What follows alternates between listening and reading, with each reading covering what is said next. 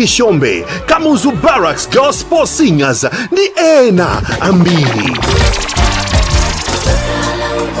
Mtengo makomo 4,000 kwacha, ndipo kuguliratu maticket ndi 3,000 kwacha yokha basi. Matickets akupezeka ku Area 18 Puma Filling Station, Maula Filling Station, Total Walkers Filling Station, CAN Radio Offices, Kafoteka Filling Station.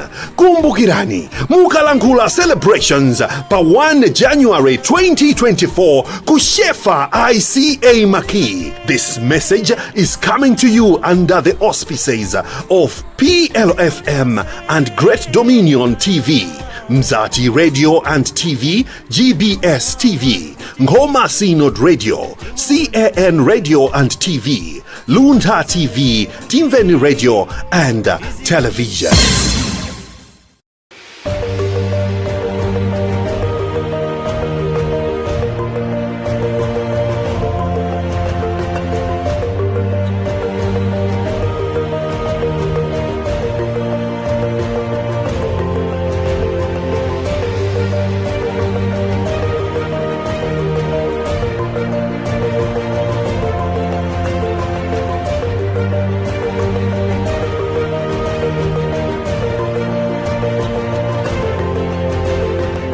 Personal growth to business solutions, there is no limit to what you can imagine. It's time to reimagine banking. Centenary Bank, our bank.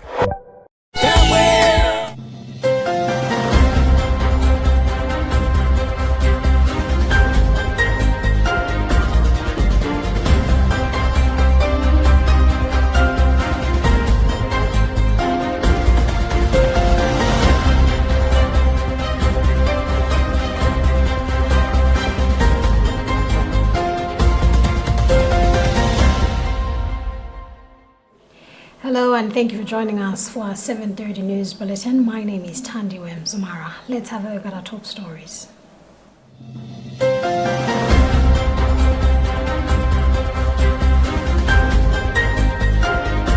Pope Francis encourages the faithful to learn from Mary's attitudes. Nankuma tears apart government utilization of parliament resolutions.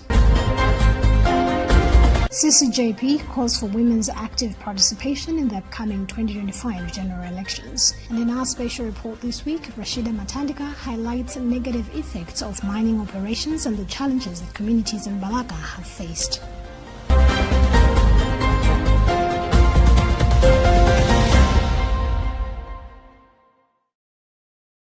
We do have the details of these stories and more. Just stay with us.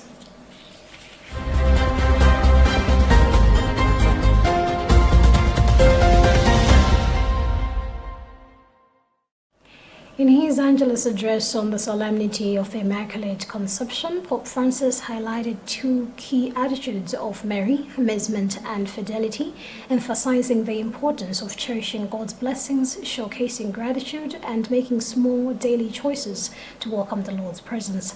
Addressing the faithful gathered, the Holy Father said these attitudes help us understand how Mary would have guarded the unique gift she received, a heart completely free from sin. We have more details in this Vatican News report read by Charity Jalanga. According to the Pope, these two attitudes are amazement regarding the works of God and fidelity in simple things. Focusing fresh on amazement, Pope Francis recorded the angel telling Mary to rejoice and calling her full of grace. Pope Francis explained that this attitude is very important, emphasizing that we should never take the Lord's gifts for granted.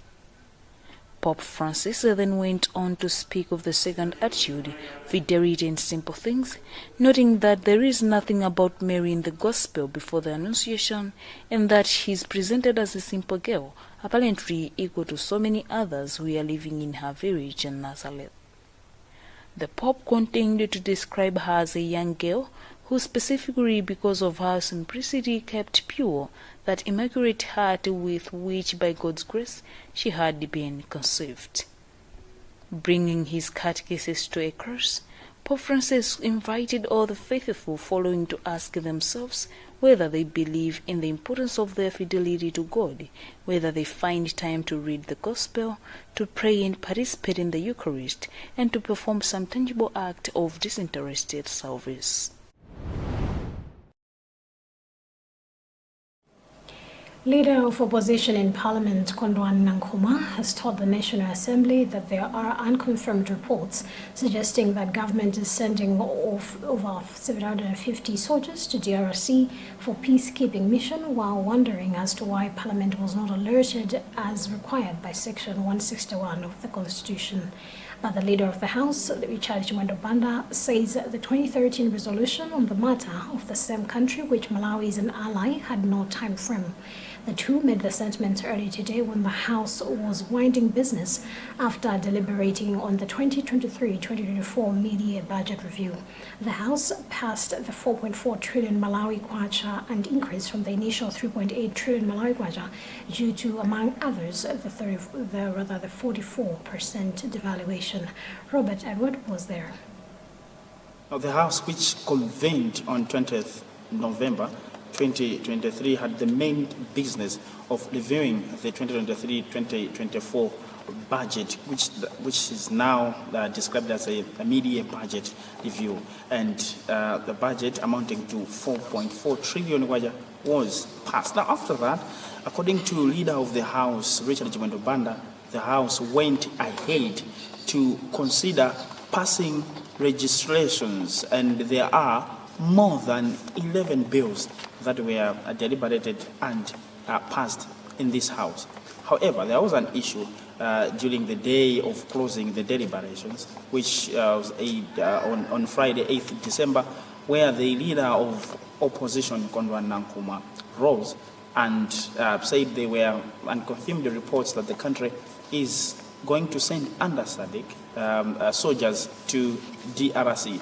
So his concern was quoting Section 161 of the Constitution, saying, according to that section, the President is supposed to declare the country a national of defense and then bring the matter to Parliament. But according to Richard Banda, the resolution that was made in 2018 when our soldiers started going to the DRC still stands, and it does not necessarily mean that whenever there is another cohort going there, it's supposed to come through Parliament again. I mean, he cited the Constitution, which is very true. Whatever he cited, he's not cooking anything.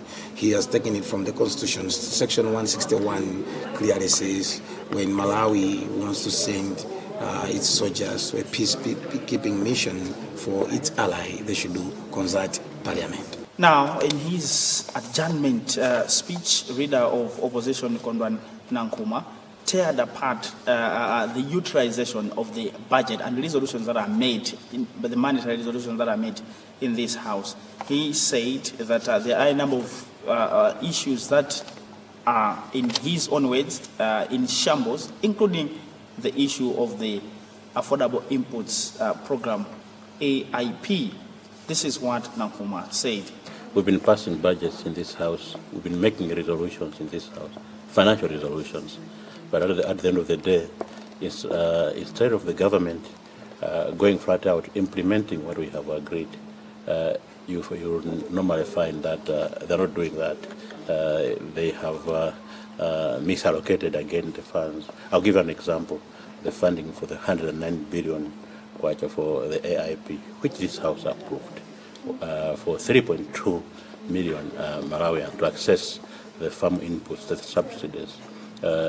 After passing it here, they go to the offices, they change, reducing the figures, and now AIB is in the mess. Before the adjournment formalities, the House considered a number of businesses, including the question to the honorable ministers for oral replies, which included questions under the Ministry of Trade. And that, interestingly, it came out from Luntha Malabada, which presented to the House and asking the Minister of Trade, Honorable Sosten Gwenge, to consider helping them accessing some financial assistance and loans, as they have come together and they designed a trust which needs about 100 billion, but in the initial stage it's going to need about 1 billion kwacha to introduce or to come up with a company that is going to be producing pure water. For Luntha, this is Robert Edward.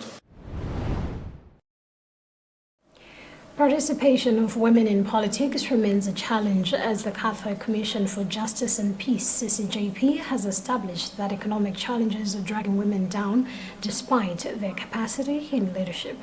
Project Officer for CCJP in the Archdiocese of Luntha, Louise Kapata, has told the media that the Commission is working on a project aimed at enhancing women's participation in politics.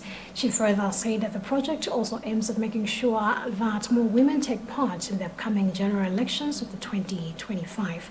Jacqueline Saidi has more details. According to Kwapata, the project will assist in bringing out women's voice from the grassroots level of participation to the level where they take part in the actual electoral process in both rural and urban areas. She said research by other organizations, particularly Center for Multi-Party Democracy, has shown that literacy and economic challenges are also playing a big role in preventing women from participating in politics, as most of them lack relevant information and capital that can empower them. Pointing at the objective of the project, Kwapata further said upon implementation, it will help in creating a conducive environment for women so that they work in safe spaces with no fear.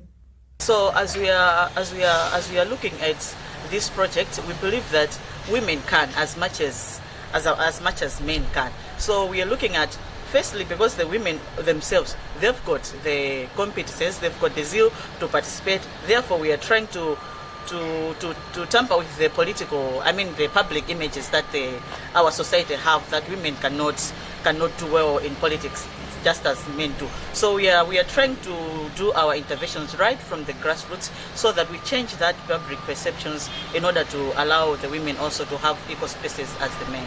Director of Social Development at ECM, Brother Pascal Ntuana, said the project is a welcomed development because it will help women prepare to actively participate in the 2025 elections, and whether they just vote or take part in different positions, they shall do so with well-informed decisions. Well, as the project you have heard, there will be several sessions to engage, especially the women, so that there are issues to do with how do they choose candidates who are of integrity, and also the issues of creating a peaceful atmosphere in the post-election situation. So there are several activities that will happen, and I think the CCJP coordinator will give the details of that. CCJP believes that the intervention will help in changing the perception that people have against women leaders by the time the country conducts the 2025 general elections. For Luntha the Revision News, this is Jacqueline Saidi.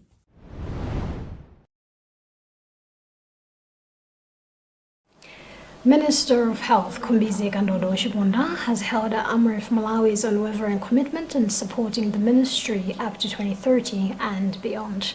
She made the remarks on Thursday in Lilongwe when she officially launched Amref Malawi's strategy 2023 to 2030, which builds on a decade of operations, partnerships, experiences, and health delivery excellence in Malawi. Charity Jilanga has more details. Speaking when she launched the strategy, Chiponda said the launch is a celebration of achievements the country is making in the health sector. She then expressed gratitude as Amref Malawi's strategy is well aligned with Health Sector Strategic Plan 3 and that it has well articulated priority areas that Amref will focus on, asking other organizations to emulate the gesture. Chiponda said Amref Malawi's strategy is a clear indication that the country is making progress in health financing initiatives, providing necessary policy frameworks and a conducive environment for NGOs and CSOs to operate. Which we struggle with in the ministry is the issues of human resources. We don't have as many as we want. So they've also, embarked on this project whereby they are giving scholarships to about 15 young girls, young ladies I should say, but also they are loaded with their FA children who are also, providing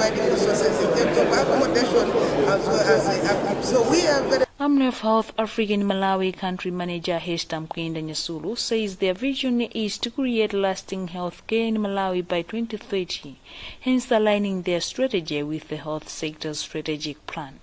And that's what we want to see by 2030. And what we have done with our strategy today is to align with the health sector strategic plan 3, taking up the priority areas from there, and we have picked the area of service delivery, we have picked the area of human resources for health, we have picked the area of health financing, and also the social determinants of health. Because meanwhile, the Parliamentary Committee on Health Chairperson Matthew Zungwale has held the relationship that is existing between the Ministry of Health and AMREF Health Africa in Malawi in the work of promoting the country's health system. First time I'm seeing an organization like AMREF, whose plans started with the Ministry of Health plans, and therefore they are carrying together.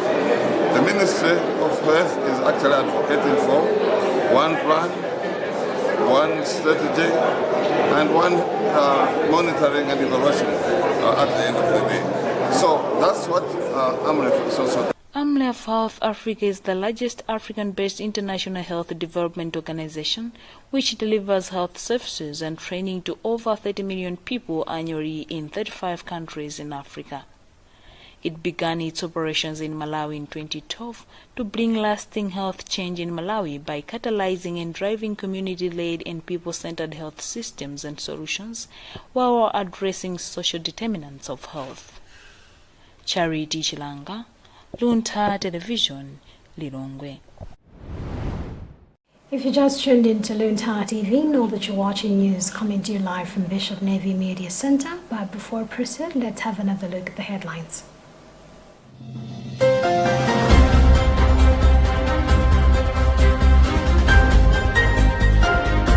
Pope Francis encourages the faithful to learn from Mary's attitudes. Nankuma tears apart government utilization of parliament resolutions. CCJP calls for women's active participation in the upcoming 2025 general elections. And in our special report this week, Rashida Matandika highlights negative effects of mining operations and the challenges that communities in Balaka have faced.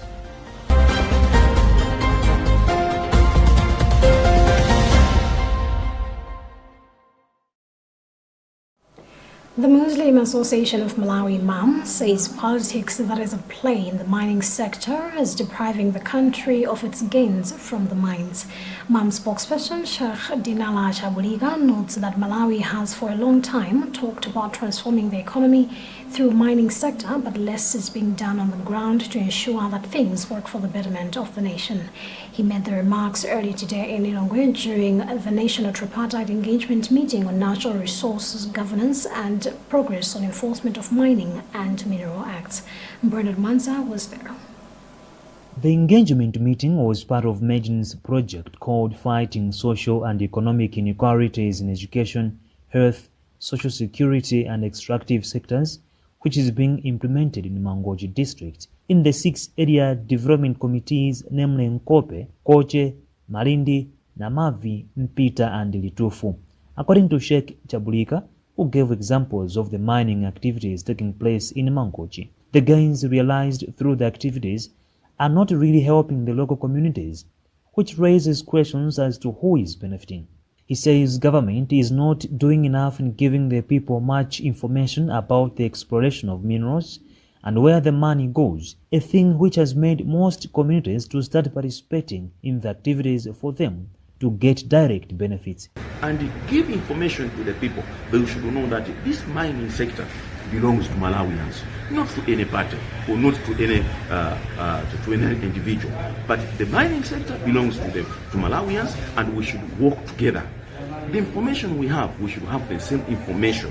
The country will develop. Medin Executive Director Beth Apiri has concurred with Chabulika, saying information sharing is very key, adding that Malawians and everyone should know that minerals belong to government and it is its responsibility to make sure that citizens are benefiting from the gains. Let Malawians know that if we do have minerals and resources in a particular district, that one belongs to Malawi government. And so together we can help to have the minerals actually produce the required resources that the government need for the proper transformation of our economy.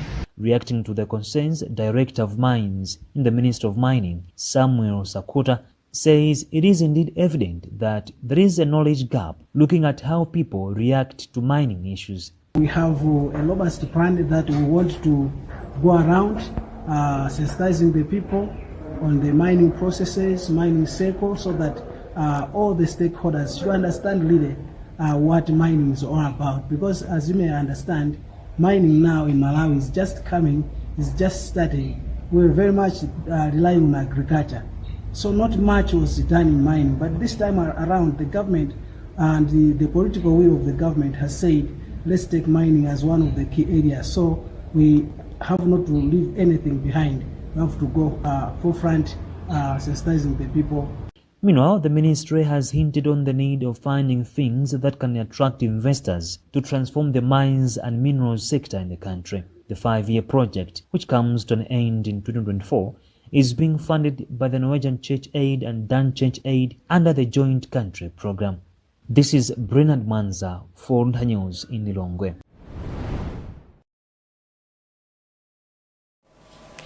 Issues of mining are taking a toll on the country as almost 20 districts are rich in minerals which include gold, bauxite, uranium, copper, diamonds, nickel and limestones. Balaga district is part of the areas that is blessed with the rich minerals, especially gold and limestones, just to mention but a few. And recently another site was discovered at Gangankunde where there is monazite, a mineral rich in rare earth elements and used in production of ceramics and electronics.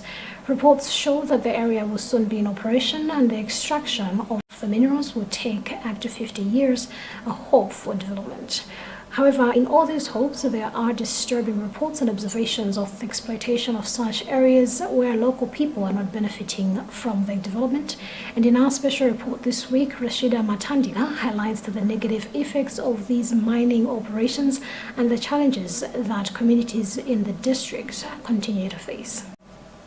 In the area of Group Village Hedi Chitimbe under Traditional Authority Palula, a land rich in gold, 4 families had their fields and crops destroyed by a prospective Chinese mining company that, through the Balaga District Council officers, had promised to compensate them money between 12.5 and 18 million kwacha within a fortnight in the year 2019. But alas, this was just a wish. Representing his family, Edson Gomonda said their field was destroyed after they had already applied basal dressing fertilizer, and they were convinced that the compensation amounting to 12.5 million kwacha would be given to them to buy enough food to cover for their loss. They told us not to worry, and we kept waiting. We saw them destroying our crops, and we kept hoping that the money would come until the company closed and left.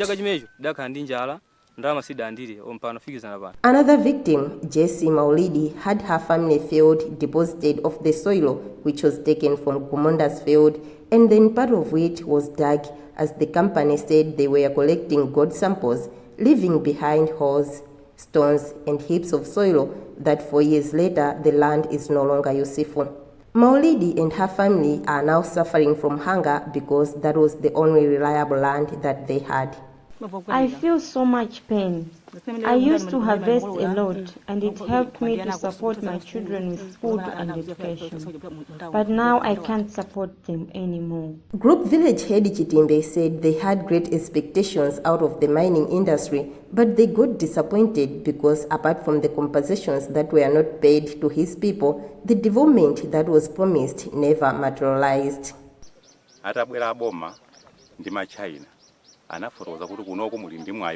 When the district council officers came, they promised us that their Chinese company was going to construct a school, health center and rehabilitate our bridge so that government vehicles can easily come this side, but all in vain. Belita Jesman, a widow from the area of Senior Chief Chantunya, faced similar issues as another miner collected limestones from her family's field and out of the promised 800,000 kwacha compensation, they only received 450,000 kwacha. They were just giving us 150,000 kwacha per installment, and it took several months before getting the next payment.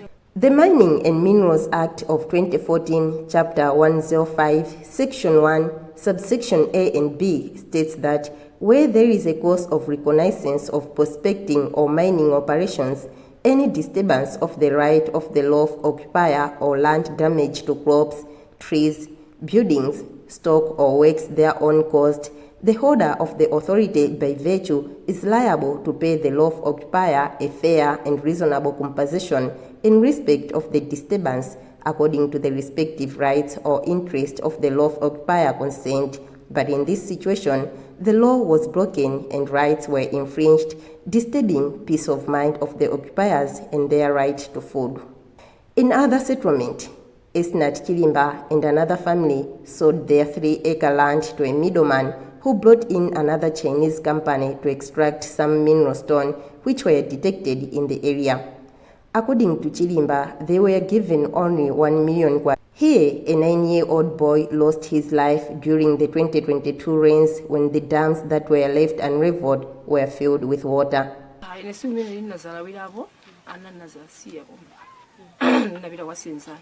I had gone to Senzani Market on the day, and when I returned home at around 2 p.m., I found a lot of people at the dam. When I inquired on what was happening, my daughter told me that my son, Dan, had drowned in the dam around morning hours, so the men were called to search for his body.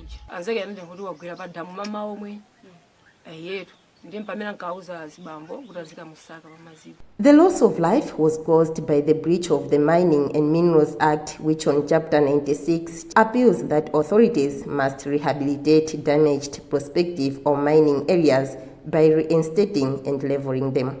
Responding to the grievances by the communities, Balaka District Council, through its spokesperson Mary Makilinga, said that they are equally concerned on how things turned out, but they have no other way of helping out as issues of mining are not decentralized. Just a knowledge to you, I think you should get it to know that the official from the mining department at the district level, we rely on land staff and maybe some other people to do the evaluations, but we don't have someone from the lands.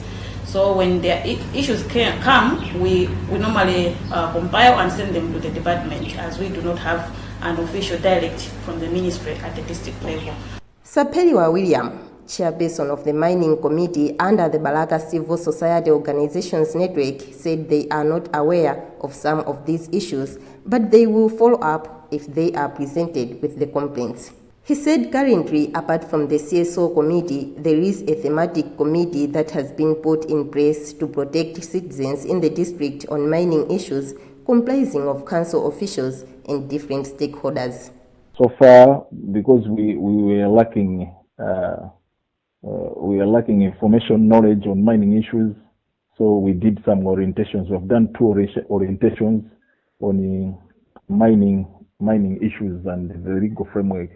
The trainings were facilitated by Kadria Muslim Association of Malawi and the Center for Environmental Policy and Advocacy, CEPA. So they have assisted on that, on these trainings, to build the capacity of the MSD group members, so that when we are moving around to monitor and supervise the mining activities, we know what is it that we want to see and what is it that we want to check. So that has been done, and we'll continue doing that. And even the community, most of the community members, they are also not aware of mining issues. So we'll also roll down to the communities to sensitize them about mining issues. At the time of our broadcast, the Ministry of Mining had not yet responded to the questionnaire which was sent to them. However, there is something that is off by the way things are being carried out by the system. And according to Biswas Ishmael, project manager of Kadiria Muslim Association of Malawi, a mining advocacy organization, there are gaps in knowledge for rural people on issues of laws, rights and benefits from mining activities in their areas, and it is affecting their lives negatively. What we have established is that people lack knowledge. They don't know what exactly mining is all about. They don't understand the rights that they have as communities belonging to areas where these mining activities are happening.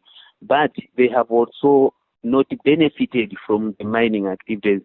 In some instances, the people have been exploited. While acknowledging the importance of mining development in the goals of Malawi's development as stipulated in the Malawi 2063 agenda, Ishmael said government is compromising the sector by not taking part in orienting communities on what needs to be done and is relying on the investors who may have ulterior motives. When we look at the issues of mining, the way they are happening, and the government is reluctant to deploy officers to district councils, that also raises a number of questions, because there have been a number of initiatives through civil society and the various stakeholders calling the government and the Department of Mines to initiate initiatives that will ensure that in the district we need to have mining officers. But as I'm talking, it's only few selected districts that are going to have mining officers. As I'm talking, they don't even have the mining officers yet. So that's among one of the problems that we are having, of which if we are not rectifying them in time, the Agenda 2063 will not achieve its intended purpose. As Balaka district prepares for the major mining activities that will be happening at Kangankunde, where monazite was discovered, there is a lot that needs to be done to make sure communities are treated fairly, justly, with their rights intact for the next 50 years. Otherwise, the mining and minerals industry will forever be a development that is sugar-coated, but very oppressive to the mere citizen whose goal is daily survival.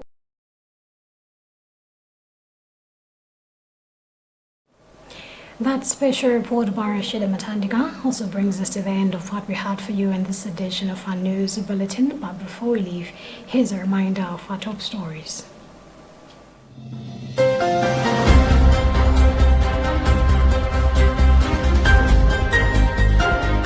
Pope Francis encourages the faithful to learn from Mary's attitudes.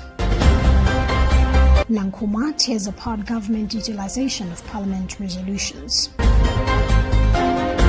CCJP calls for women's active participation in the upcoming 2025 general elections. And in our special report this week, Rashida Matandiga highlights negative effects of mining operations and the challenges that communities in Balaka have faced.